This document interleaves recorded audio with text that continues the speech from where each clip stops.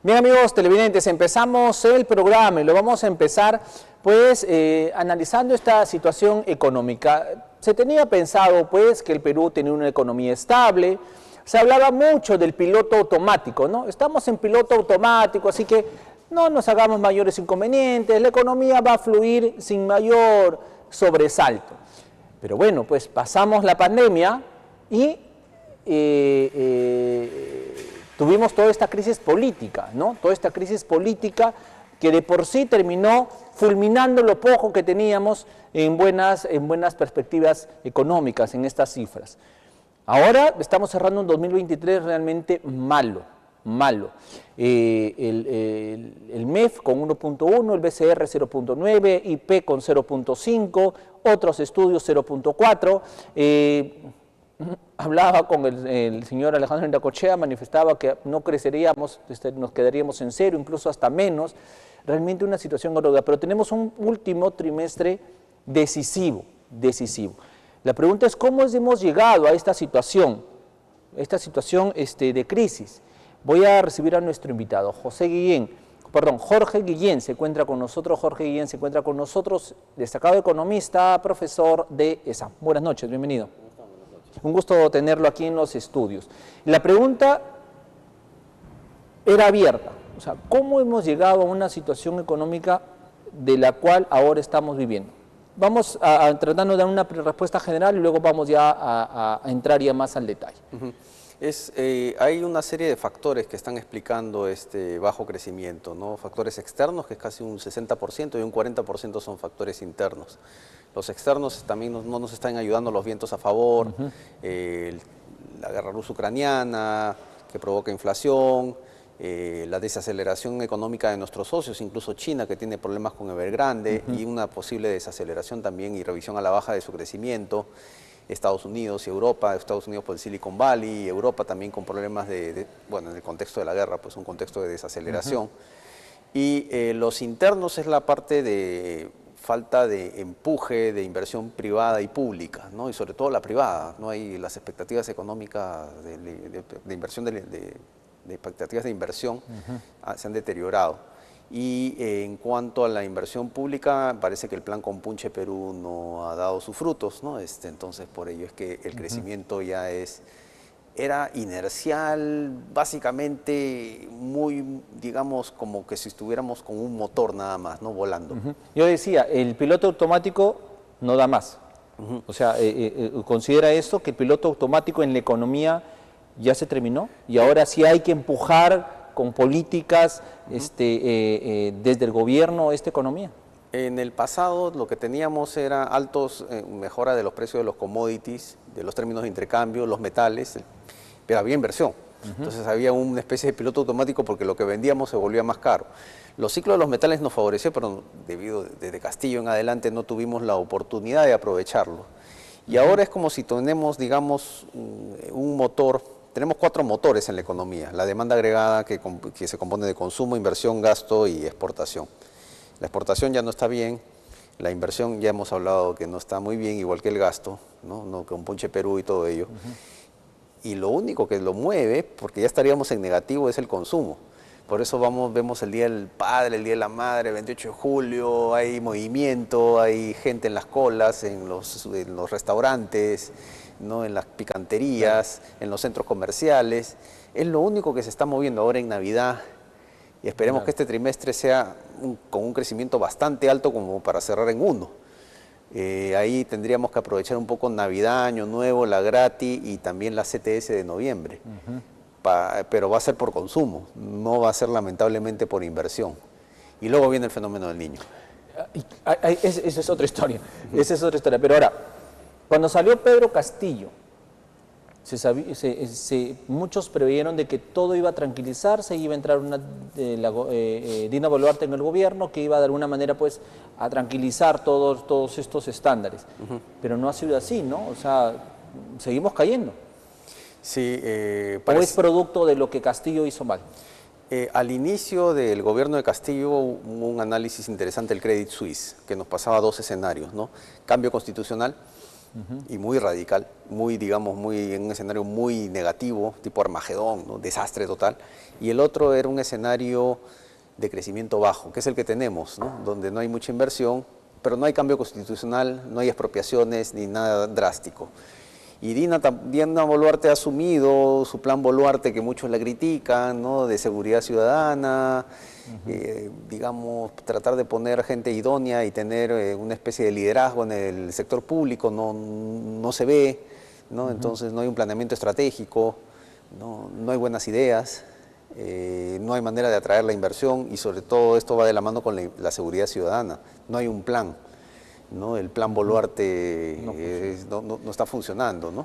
Ajá, tiene delegaciones ahora que le ha dado el Congreso, pero hasta que se ejecuten van a pasar varias semanas y el Perú ya no puede aguantar más, ojo. Y otro ejemplo de la falta de iniciativa del sector público y de selección de profesionales idóneos y de un plan y de un liderazgo del sector público, te puede decir porque tienes una falta de liderazgo en el sector público, es la Autoridad para Reconstrucción con Cambios.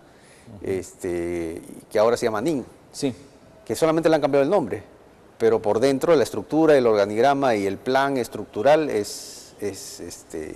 no están, digamos, tratando de hacer la prevención que sí se hizo durante el gobierno durante el ministro Alonso Segura, por ejemplo, sí. y eso es peligroso porque Piura hasta podría desaparecer si es que el fenómeno del Niño es muy duro y no tenemos los puentes colgantes, los puentes plegatorios y toda la prevención. Y eso me lleva a la siguiente pregunta.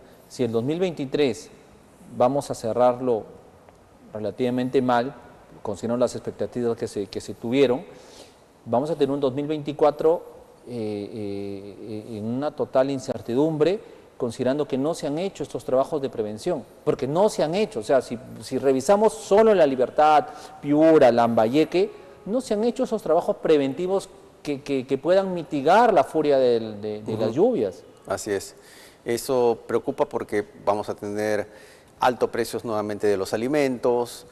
Ajá. Y incluso, mira, aquí con el Yaku, yo me acuerdo en marzo, abril vine también, en junio, y con el Yaku, una de las carreteritas estas que llevan del aeropuerto hacia aquí, está con hueco. Hasta ahora sigue. Entonces, sí. Va a venir el fenómeno del Niño, va a estar peor todavía. ¿No? Igual pasa con la reconstrucción de Piura. Claro. Jorge, no tienes que irte hasta el aeropuerto. Acá nomás va a pasar el corso y recién están asfaltando las pistas. Esta gestión municipal de Arturo Fernández, el domingo es el corso primaveral y recién están asfaltando las pistas que se dañaron en marzo cuando vino el ciclón. O sea, miren la ineficiencia y esto me lleva a la siguiente pregunta. La ineficiencia de los gobiernos regionales y locales abona más a esta crisis, abona más. El gasto de inversión en los gobiernos regionales, por ejemplo, el de La Libertad, al cierre de septiembre, apenas 26%. Y el gasto de inversión del municipio de Trujillo de la provincia, 16%. Y terminamos septiembre. Entonces, también por ese lado, por los gobiernos subnacionales, también estamos terribles. Exacto, y no hay ideas, ¿no?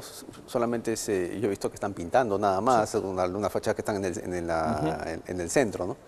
En la Plaza de Armas y todo, pero no hay ideas, no hay ideas de un plan de tratar de hacer alguna obra de infraestructura hacia el aeropuerto, o lo mínimo que son la reconstrucción de carreteras por el Yaku, y ahora va a venir el fenómeno del Niño, ¿no? Y también debería haber una planificación de prevención, no solamente en Piura, sino también aquí, porque aquí llueve y en el sur hay sequías. Exacto. Entonces tiene que haber un plan de prevención para esas dos zonas. No hay duda, no hay duda. Me tengo que ir a una pausa, si me permite, me pido una pausa. Regresamos para hablar de la crisis política, que de por sí hablabas pues que no hay inversiones, que no hay inversión privada, que no hay inversión pública, pero todo esto parte de esta crisis política. O sea, hay incertidumbre, hay inestabilidad, el inversionista privado no va a querer meter su plata si sigue con todo este desconcierto. Vamos a seguir conversando, está con nosotros Jorge Guillén, destacado economista, profesor de SAN, él se encuentra en Trujillo y hablaremos también qué lo trajo por acá. Eso será tras la pausa, volvemos. Mi amigo Jorge Guillén nos acompaña, economista, profesor de SAN, él se encuentra aquí en la ciudad de Trujillo y dado pues toda la expertise que tiene en este tema económico, lo hemos querido invitar para que de alguna manera nos explique la situación que atraviesa el país. Y hablábamos de que no hay inversión privada, eso es más que evidente, no hay inversión pública, pero lo que sí hay una constante inestabilidad política, una crisis política, Congreso y gobierno responsable de todo esto. Esa inestabilidad se va, digamos, no hay cuerdas separadas, como decían algunos economistas, ¿no? Se va a traducir en una recesión, en una falta de inversión privada y bueno, la inversión pública, que también no hay mucho margen de maniobrabilidad para aplicarlo, ¿no? Durante el 2021 hubo elecciones y la gente en Chile, en Perú, en Colombia también hemos visto el caso con Petro, se ha decepcionado del establishment por el manejo de la pandemia. Y luego ya aparecieron los gobiernos de izquierda que tampoco han dado la talla, tampoco han dado buenas ideas. Boric es un ejemplo de ello, Petro también es un ejemplo de ello, que está muy desgastado políticamente ya con algunas investigaciones que han saltado. Y por consiguiente, en las siguientes elecciones van a aparecer para estos países alguien más de centro-derecha, pero no tenemos un líder. Ese es otro problema.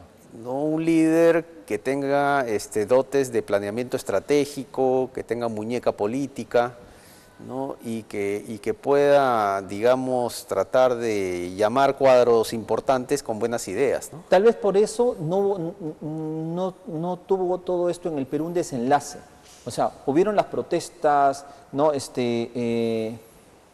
Los reclamos cuando estaba Pedro Castillo, las movilizaciones por todo lo mal que estaba haciendo, pero, o sea, el ciudadano criticaba y protestaba por todo ese régimen pésimo. Sin embargo, no había quien articule, como lo dices, o no había el líder o la lideresa que pueda llevar toda esta protesta ciudadana democrática a un buen fin. Entonces, terminaron diluyéndose, ¿no? Incluso el mismo Castillo tuvo con su premier, que era Bellido, que hablaba quechua y todo, no pudo acercarse a algunos grupos de comunidades y también le seguían bloqueando. Claro. Y obviamente pues a todos los premiers, a toda la lista de premier le han estado bloqueando, ¿no? Entonces no hay una manera, digamos, un plan, una fórmula, una ecuación que te permita tratar de conciliar con los diferentes gremios, ¿no? Y lo que sí falta es, hay un problema ahí de, digamos, de mano dura, porque se ha visto pues que en la minería, por ejemplo, han habido destrozos a la propiedad privada y eso es un delito penal, ¿no? Y no se ha aplicado la mano dura respectiva para identificar y hacer las acciones para que eso no debería pasar, ¿no? Ahora, pero parece que ya el Congreso, parece no, el Congreso y el Ejecutivo están jugando a pared. O sea, van a estar ahí hasta el 2026, al menos ese es el acuerdo implícito que existe, ¿no? Ese es el acuerdo, es el contubernio entre ellos. Y ahí viene el problema, porque no es que nos generan estabilidad, porque qué bueno generaran estabilidad, ¿no? Sino detrás de eso hay toda una desinstitucionalización, ¿no? O sea, detrás de eso viene lo macabro, ¿no? Vamos a repartirnos el país, vamos a destrozar el país, vamos a parcelarlo para poder perpetuarnos. Sí, y no hay, digamos, para las elecciones presidenciales que vienen, no hay un líder, ¿no? Y el otro de los problemas que también en esa relación Congreso-Ejecutivo es que el Congreso da las medidas. Ahora va a haber una reforma de AFP que viene de la Comisión de Economía, Comisión de Trabajo, que es de Sigrid Bazán, el MEF y la Asociación de AFPs, ¿no? Pero parece que como si el Congreso es el que da todas las medidas y se pierde el ámbito es el Ejecutivo tiene que darle al Congreso para que apruebe y que verifique solamente el Congreso si hay algún choque con algunas leyes o es inconstitucional. Pero el Congreso nunca debería dictaminar, ya ha dictaminado la subida a los sobrecostos laborales de las trabajadoras del hogar, CAS, reformas de FP, retiros de FP, todo lo hace el Congreso, es el ministro de Economía o el ministro de Vivienda, el ministro de Trabajo, es el Congreso. Y eso es peligroso, o sea, para el sistema eso es peligroso. Tenemos un gobierno presidencialista de por sí, pero cuando tenemos a una Dina Boluarte totalmente debilitada, sin partido, sin respaldo, con una amenaza de que pueda ir a prisión en cualquier momento, entonces, ¿cómo gobierna? Necesitas, y prácticamente entrega el país, o entrega el gobierno, pues a los partidos dentro del Congreso. O sea, eso es lo que ha existido, lo que existe. Sí, y básicamente se ve que quizás es el premier el que está dirigiendo, el que da la cara y el que tiene el mensaje, ¿no? Pero tampoco hay un plan detrás de él. No es solamente si tiene unas buenas habilidades para comunicar, tiene experiencia ya Claro, creo que viene con sí. Humala, ¿no? Entonces, pero no hay un plan interno, ¿no? Y la presidenta tampoco, obviamente, pues, ha asumido el rol de liderazgo que ahora, pues, lo está asumiendo. Es una cosa rara, porque en la época de Humala, que Humala también tenía sus limitaciones, el premier era, ¿cómo se llama? Cateriano. Pedro Caterina. Pedro Cateriano. Y ahora, bueno, con Castillo también igual el premier es el que asume el liderazgo y ahora con Dina también el premier es Otárola es el que asume el liderazgo, ¿no? Porque cuando el presidente no tiene esas habilidades, el premier es el que asume. Pero ya en otras presidencias, por ejemplo, con Alan García no necesitaba un premier, ¿no? Entonces, eso es lo que se está viendo, o PPK, ¿no? Claro. Entonces, eso es lo que se está viendo ahora recientemente, estos problemas, ¿no? Y es porque es la cabeza, la principal cabeza. Efectivamente. Jorge, para terminar, ¿el Perú está en recesión? Y te hago esta pregunta porque justamente es lo que mañana, y es el motivo de tu presencia, mañana va a haber este foro de economía, de contratación del Estado y vicios legales, pero ahí hay un interrogante. ¿El Perú en recesión? ¿Me lo vas a responder o me lo respondes mañana? Sí, mañana no, me respondes hoy. Mañana tenemos una serie de cifras para hablar del contexto internacional y todo ello, y en realidad, pues sí, son 2 trimestres, la definición son 2 trimestres de caída del PBI y las hay. Claro, Julio Velarde y el ministro Contreras puede decir que es poquito, chiquito, es bajito, pero ¿no? Es como decir, me saqué 0,9, pero no estoy tan mal, no me saqué 0,2, pero igual está desaprobado, ¿no? Entonces vamos a hablar un poco de las implicancias y todo ello en el Colegio de Arquitectos en Covicorti y el colectivo por la libertad, ¿no? Sí, correcto, colectivo por la libertad. Lucha por la libertad. Se lo digo porque te lo había dicho antes de la pausa. Sí. Lo dejamos correcto, si no después. Pero el lugar está correcto. No, ok, Colegio de Arquitectos Covicorti. en la urbanización Covicorti. Mañana este evento, este foro de economía. El Perú en recesión, todos debemos saber economía. Todos. Debe enseñarse más economía en las escuelas, ¿no? Desde ahí tiene que comenzar a enseñarse para poder, de alguna manera, pues, tomar algunas previsiones también. Jorge, te agradezco muchísimo por estar esta noche con nosotros. Y nada, pues, en resumen, vamos a tener un difícil 2024. De eso no cabe duda. Sí, va a depender un poco de cómo se generen estos nuevos cuadros. Hay muchos cuadros en el Estado que no se han cambiado, porque desde que entró Castillo no ha hecho los nombramientos respectivos. Correcto. Te agradezco muchísimo. Listo. Muchísimas gracias por estar aquí y nos vamos a una pausa comercial. Regresamos porque si bien es cierto, viene un año muy, muy complicado, obviamente con un 2023 difícil, se nos viene el fenómeno del Niño, la crisis política no termina, así que vamos a tener 12 meses en 2024 del próximo año con mucho riesgo. Pero hay que prepararnos, prevención, hay que mitigar los efectos de las lluvias, hay que trabajar en eso, ¿no? En estas obras de prevención, poner ya en movimiento, ¿no? Y hacerlo trabajar al que reemplazó a la Autoridad de Reconstrucción con Cambios, la Autoridad de Infraestructura, como la llamó este gobierno, pero también hacer algunas otras acciones. Voy a irnos a una pausa y regresamos.